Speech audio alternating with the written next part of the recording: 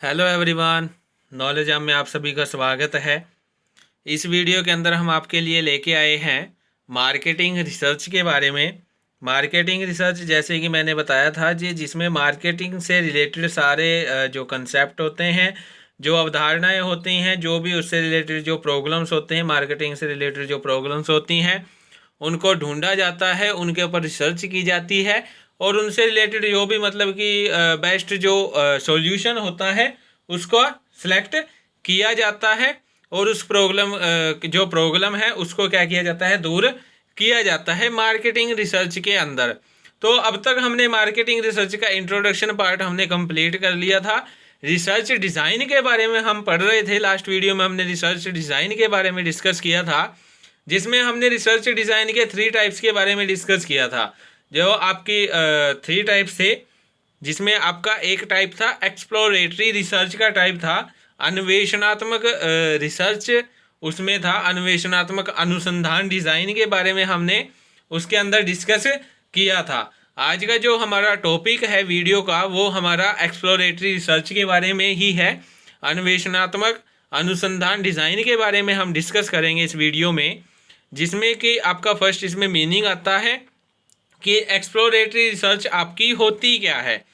Exploratory research होती है जिसमें क्या है, in this the facts and the reason related to the problems are explained. कि जो आपके फैक्ट्स होते हैं और जो रीजन होते हैं रिलेटेड किससे, प्रॉब्लम से रिलेटेड जो भी आपके रीजन्स होते हैं, जो तथ्य होते हैं, जो कारण होते हैं, जो फैक्ट्स होते हैं, उनके बारे में क्या किया जाता है, बताया जाता है, उनको एक्सप्लेन किया जाता है। और उसके बाद क्या है, in this a plan is made to discover the cause of the problem.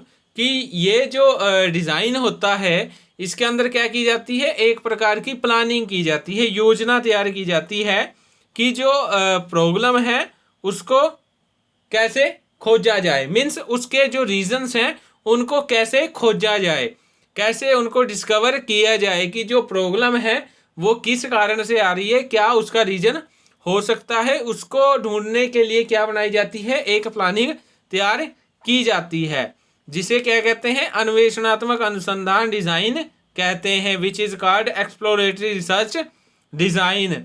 In this the problem is explained clearly. कि ये जो आपका टाइप होता है एक्सप्लोरेटरी रिसर्च डिज़ाइन जो होता है, इसमें क्या होता है, इसमें जो प्रॉब्लम होता है और जो प्रॉब्लम से रिलेटेड जो भी सॉल्यूशन होता है उनके बारे में क्या किया जाता है, फुली एक्सप्लेन किया जाता है। और जो प्रॉब्लम होती है उससे रिलेटेड कारणों को खोजा जाता है, जो भी कारण है उनको खोजने के लिए क्या बनाई जाती है, एक प्लानिंग तैयार की जाती है, योजना बनाई जाती है। और लास्ट में क्या किया जाता है कि जो भी प्रॉब्लम है उसको स्पष्टली एक्सप्रेस्ड किया जाता है। क्या किया जाता है, सिंपल एक्सप्रेस्ड किया जाता है, उसको स्पष्ट किया जाता है, उसको क्लियरली एक्सप्लेन किया जाता है। ठीक है, तो ये आपका अन्वेषणात्मक रिसर्च डिज़ाइन था। अब उसके बाद इसके कुछ टाइप आते हैं।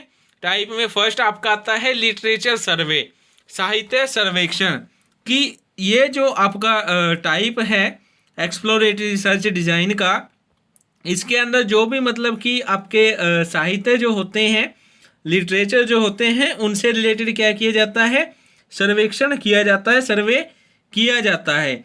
इसमें जो विभिन्न प्रकार के जो आपके रिसर्चर होते हैं उनके द्वारा क्या किया जाता है, जो ऑप्शंस हैं उनको ढूंढा जाता है।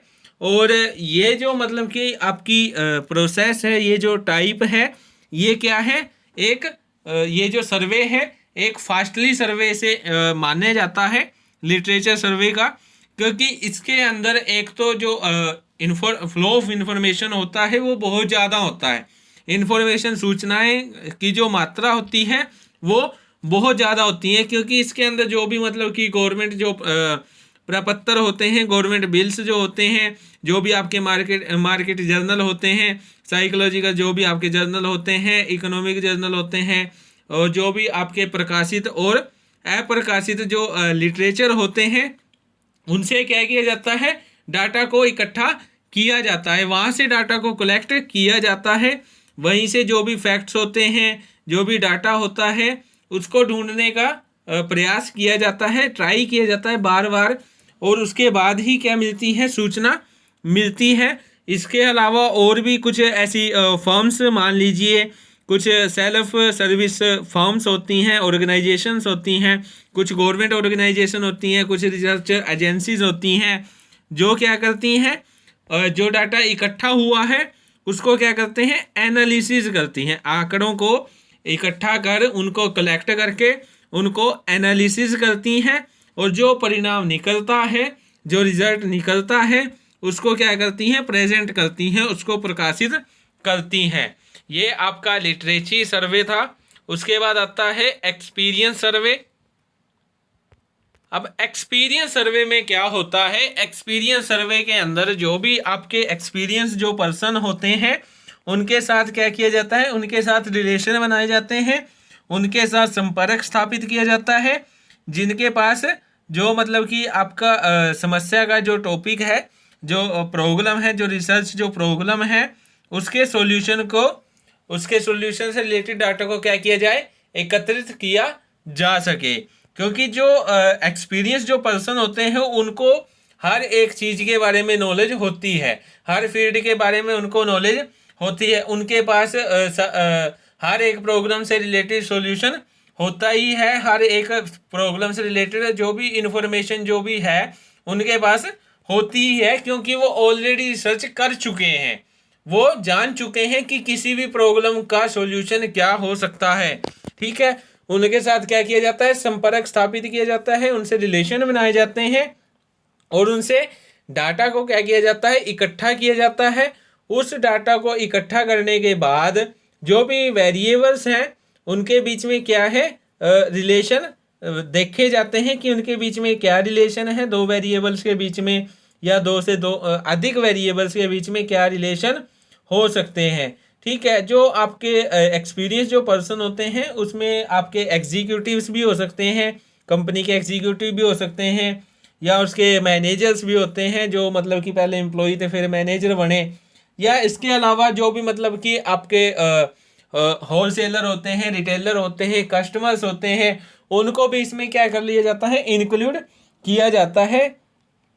क्योंकि वो क्या है, जो कस्टमर हैं वही प्रॉब्लम के बारे में बताते हैं कि आपका ये प्रोडक्ट है और इसमें क्या है, ऐसे ऐसे करके क्या आ रही है, प्रॉब्लम आ रही है। ठीक है, तो इसमें हम कस्टमर्स को भी शामिल कर सकते हैं। ठीक है, और जो आपके होलसेलर हैं, जो रिटेलर हैं और जो कस्टमर्स हैं, उनसे भी क्या की जाती है, इंफॉर्मेशन को कलेक्ट किया जाता है, क्योंकि उनका इम्पोर्टेंट रोल होता है, क्योंकि सारी इन्फॉर्मेशन, ज़्यादा से ज़्यादा इन्फॉर्मेशन उन्हीं के पास मिलती है। और उसके बाद सूचना को जो भी मतलब कि इन्फॉर्मेशन जो मिली है, उसके बाद जो आपके रिसोर्सेज हैं उनको यूज़ किया जाता है और सूचनाओं को प्राप्त किया जाता है, और उसके बाद उनको क्या किया जाता है, एनालिसिस उनका किया जाता है, उनको विश्लेषित किया जाता है। ये इसमें स्टैटिकल टूल्स का भी यूज़ किया जाता है उनको एनालिसिस करने के लिए। ठीक है, तो इसमें क्या है, इसमें जो आपके एक्सपीरियंस पर्सन है उनसे क्या है, डाटा कलेक्ट किया जाता है, कस्टमर से डाटा कलेक्ट किया जाता है, होलसेलर जो आपके होते हैं, रिटेलर जो होते हैं, उनसे डाटा क्या किया जाता है, कलेक्ट किया जाता है एक्सपीरियंस सर्वे के अंदर। उसके बाद थर्ड पॉइंट आता है एनालिसिस ऑफ सिलेक्टेड केसेस, चयनित घटनाओं का विश्लेषण। ये जो टाइप होता है एक्सप्लोरेटरी रिसर्च डिज़ाइन का, इसके अंदर क्या किया जाता है कि जो आपकी प्रॉब्लम्स होती हैं, जो केसेस होते हैं, उसमें से सिर्फ सिलेक्टेड केस जो प्रॉब्लम आ रही है प्रोडक्ट से रिलेटेड, जो भी, वैसे तो प्रॉब्लम बहुत सारी होती है, लेकिन हमारा जो प्रोडक्ट है उससे रिलेटेड क्या प्रॉब्लम है उसको क्या किया जाता है, सिलेक्ट किया जाता है। ठीक है, फिर जो हम प्रॉब्लम जो सिलेक्ट करते हैं उससे रिलेटेड ही हम क्या करते हैं, सारा डाटा कलेक्ट करते हैं, उससे रिलेटेड ही हम जो मतलब कि इंफॉर्मेशन है उसको क्या करते हैं, कलेक्ट करते हैं। ठीक है, और उसके ऊपर क्या करते हैं, डीपली हम क्या करते हैं, प्रोसेसिंग उसके ऊपर करते हैं, उसके बारे में डीपली हम क्या करते हैं, अध्ययन करते हैं, उसके ऊपर रिसर्च करते हैं। और ये जो मतलब कि आपका मेथड होता है, इसको इसलिए क्या कहा जाता है, इसको डीपली स्टडी भी कहा जाता है इस मेथड को। इस विधि में क्या किया जाता है कि जो आपके रिसर्चर होते हैं वो जो भी प्रॉब्लम है उससे रिलेटेड सारे जो भी फैक्टर्स हैं, जो भी फैक्ट्स हैं, जो डाटा है, उसको कलेक्ट करने का वो क्या करते हैं, प्रयास करते हैं। और जो आपकी प्रॉब्लम है उसका एक्चुअल रीजन क्या है उस तक पहुंचने की वो क्या करते हैं, प्रयास करते हैं, जिससे कि क्या होता है, न्यू फैक्ट्स निकल के सामने आते हैं, नए नए तथ्यों के बारे में इंफॉर्मेशन मिलती है। ठीक है। अब प्रेजेंट जो टाइम है इसके अंदर जो आपका सिलेक्टेड केसेस का जो ये मेथड है, विशिष्ट विश्लेषण, चयनित घटनाओं का जो विश्लेषण है वो ज़्यादातर फॉर्म में क्या हो चुका है, कंपलसरी हो चुका है कि उसको काम में लेके आना जरूरी है। ये जो आपका रिसर्च डिज़ाइन है, एक्सप्लोरेटरी रिसर्च टाइम का जो टाइप है, एनालिसिस ऑफ सिलेक्टेड केस, ये आज के टाइम में, प्रेजेंट टाइम में लगभग सभी जो आपकी फर्म्स हैं, ऑर्गेनाइजेशंस हैं, बिजनेस हैं, कंपनीज हैं, उसके अंदर इनको यूज़ किया जा रहा है। तो ये आपके कुछ एक्सप्लोरेटरी रिसर्च डिज़ाइन के कुछ टाइप्स थे। लिटरेचर सर्वे, जिसमें कि पूरा ही क्या करते हैं, हम अध्ययन करते हैं। एक्सपीरियंस सर्वे, जिसमें हम एक्सपीरियंस सर्वे, जो आपका एक्सपीरियंस पर्सन है उनसे रिलेटेड जो भी मतलब कि उनसे जो हमें इन्फॉर्मेशन मिलती है उसको कलेक्ट करते हैं, देन एनालिसिस करते हैं, और उसके बाद प्रॉब्लम के जो सॉल्यूशन है उसके बारे में पता लगाते हैं, क्या क्या रीजंस है उसके बारे में पता लगाते हैं। और लास्ट में क्या है कि हम एक सिलेक्टेड प्रॉब्लम के ऊपर क्या करते हैं, डीपली स्टडी करते हैं, उसके ऊपर गहन अध्ययन करते हैं, उससे रिलेटेड सूचना को एकत्रित करते हैं, डाटा कलेक्शन करते हैं, फैक्ट्स के बारे में पता लगाते हैं, रीजन्स के बारे में पता लगाते हैं। ठीक है। तो ये आपके कुछ टाइप्स थे एक्सप्लोरेटरी रिसर्च के बारे में। अब उसके बाद आता है इसके ऑब्जेक्टिव्स आते हैं, फंक्शन आते हैं, कि जो आपके एक्सप्लोरेटरी रिसर्च जो होता है वो उसके क्या क्या उसके काम हो सकते हैं, क्या क्यों वो स्थापित किया जाता है, क्या इसके ऑब्जेक्टिव्स हैं। ठीक है। जिसमें आपका फर्स्ट आता है search for new ideas and knowledge, नवीन ज्ञान एवं विचार की खोज। कि जो आपकी रिसर्च डिज़ाइन होती है, एक्सप्लोरेटरी रिसर्च डिज़ाइन होती है, इसका ये ऑब्जेक्टिव होता है, जैसे हमने थर्ड पार्ट में पढ़ा था ना, कि जो आपका सिलेक्टेड केसेस होता है उनको हम बार बार क्या करते हैं, रिसर्च करते हैं, उनके ऊपर क्यों करते हैं, ताकि न्यू आइडियाज़ निकल के आए, नवीन न्यू नॉलेज उसमें से क्या आए, निकल के आए। तो एक्सप्लोरेटरी रिसर्च का ऑब्जेक्टिव होता है कि वो क्या करे, सर्च न्यू आइडियाज़ की खोज करे, और न्यू नॉलेज की भी वो क्या करे, उसकी खोज करे। ठीक है। उसके बाद सेकंड पॉइंट आता है प्रोस्पेक्टिंग एरिया डिटर्मिनेशन, संभावनाओं का पता लगाकर क्षेत्र का निर्धारण। कि जो आपका एक्सप्लोरेटरी रिसर्च डिज़ाइन होता है उसका ये ऑब्जेक्टिव होता है कि जो आप रिसर्च कर रहे हैं उससे रिलेटेड जो भी पॉसिबिलिटीज़ हो सकती हैं, जो भी संभावनाएं हो सकती हैं, उनके बारे में पता लगाए, और उनसे उनका पता लगाने के बाद जो भी क्षेत्र है, जो स्कोप है, उसको क्या करे, उसका डिटर्मिनेशन करे, एरिया का क्या करे, डिटर्मिनेशन करे, क्षेत्र का क्या करे, निर्धारण करे। ठीक है। जो भी आपके जो भी संभावनाएं निकल के आई हैं, जो भी पॉसिबिलिटी निकल के सामने आई हैं। उसके बाद आपका थर्ड पॉइंट आता है getting information related to the topic, विषय से संबंधित जानकारी प्राप्त करना। कि जिस हम प्रॉब्लम से रिलेटेड जो भी हमने जो हमारी प्रॉब्लम है उससे रिलेटेड क्या है, सारी इन्फॉर्मेशन, उस जो आपका सब्जेक्ट मैटर है, जो टॉपिक है, जो भी आपका प्रोडक्ट है, जिस प्रोडक्ट से रिलेटेड जो भी आपकी प्रॉब्लम है उससे रिलेटेड क्या है, सारी इन्फॉर्मेशन प्राप्त करना। ये किसका ऑब्जेक्टिव होता है, एक्सप्लोरेटरी रिसर्च का ऑब्जेक्टिव होता है। उसके बाद फोर्थ ऑब्जेक्टिव क्या कहता है, प्रेजेंटिंग रिलेटेड प्रॉब्लम क्लियरली, संबंधित समस्याओं को स्पष्ट रूप से प्रस्तुत करना। मान लीजिए आपका कोई प्रोडक्ट है, उससे रिलेटेड जो भी फैक्ट्स हैं, जो डाटा है, जो भी उसके रीजंस हैं, उनको, जो भी उससे रिलेटेड प्रॉब्लम्स हैं, उनको क्या करना, क्लियरली एक्सप्रेस्ड करना, उनको स्पष्ट रूप से क्या करना, प्रेजेंट करना। ये किसका काम होता है, एक्सप्लोरेटरी रिसर्च डिज़ाइन का काम होता है। उसके बाद फिफ्थ पॉइंट आता है डेवलपमेंट ऑफ न्यू कंसेप्ट, नई अवधारणाओं को विकसित करना।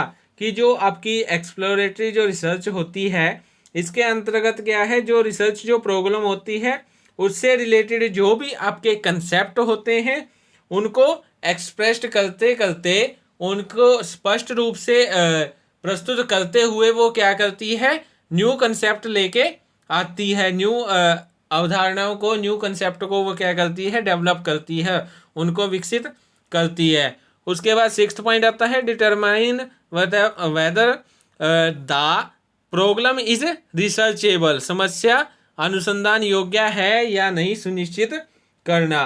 कि जो आपकी एक्सप्लोरेटरी रिसर्च होती है वो ये भी सुनिश्चित करती है, ये भी डिटरमाइन करती है कि जो आपकी प्रॉब्लम है वो रिसर्चेबल है भी या नहीं है, कि आपकी जो प्रॉब्लम है उसको रिसर्च किया जा सकता है या नहीं किया जा सकता। ये डिटरमाइन कौन करता है, एक्सप्लोरेटरी रिसर्च डिज़ाइन करता है। उसके बाद क्या है, डेवलपमेंट ऑफ हाइपोथेसिस, परिकल्पनाओं को विकसित करना। कि जो आपकी एक्सप्लोरेटरी रिसर्च डिज़ाइन जो होता है वो क्या करता है, वो आपका जो भी प्रॉब्लम्स हैं उससे रिलेटेड जो भी परिकल्पना रिसर्चर के पास है वो उनका क्या करता है, विकास करता है। जो भी हाइपोथेसिस हैं उनको डेवलपमेंट करने में हेल्पफुल होता है एक्सप्लोरेटरी रिसर्च डिज़ाइन। उसके बाद 8th पॉइंट आता है development of the knowledge to understand the problem, समस्या को समझने के ज्ञान को विकसित करना। कि जो आपका एक्सप्लोरेटरी रिसर्च डिज़ाइन होता है उसका ये काम होता है, ये फंक्शन होता है कि वो क्या करे, जो आपका रिसर्च होता है, रिसर्चर जो होता है उसको समस्या को समझने में क्या करे, हेल्प करे। मीन्स उस समस्या से रिलेटेड सारे फैक्ट्स उसको दे, सारे रीजन्स जो भी इंफॉर्मेशन है वो उसको स्पष्ट रूप से एक्सप्रेस करके दे, उसको प्रेजेंट करे, ताकि वो जो भी समस्या है उसको आसानी से क्या कर सके, समझ सके। ठीक है। उसके बाद 9th पॉइंट आता है draw attention to problem factors, समस्या संबंधी घटकों की तरफ ध्यान आकर्षित करना। कि जो आपकी एक्सप्लोरेटरी जो रिसर्च होती है वो क्या करती है, वो मार्केटिंग रिसर्च की जो प्रॉब्लम होती है उससे रिलेटेड जो भी फैक्टर्स होते हैं, जो भी घटक होते हैं उनकी तरफ अनुसंधान करता है, जो रिसर्चर होता है उसका क्या करती है, ध्यान आकर्षित करती है, उसको उसी तरफ लेके जाती है, जो आपकी प्रॉब्लम है उससे रिलेटेड जो भी इंफॉर्मेशन है वो प्रोवाइड करवाती है, जिससे कि जो आपका रिसर्चर है उसका ध्यान किसकी तरफ जाता है, जो भी फैक्टर्स हैं उनकी तरफ चला जाता है। उसके बाद development of new study areas, नए नए अध्ययन क्षेत्रों को विकसित करना। कि जो आपकी एक्सप्लोरेटरी रिसर्च जो डिज़ाइन होती है वो क्या करती है, वो आपकी जो भी रिसर्च होती है उसके हेतु क्या करती है, न्यू एरियाज़ को, न्यू स्टडी एरियाज़ को क्या करती है, डेवलपमेंट उनका करती है, नए नए क्षेत्र लेके आती है।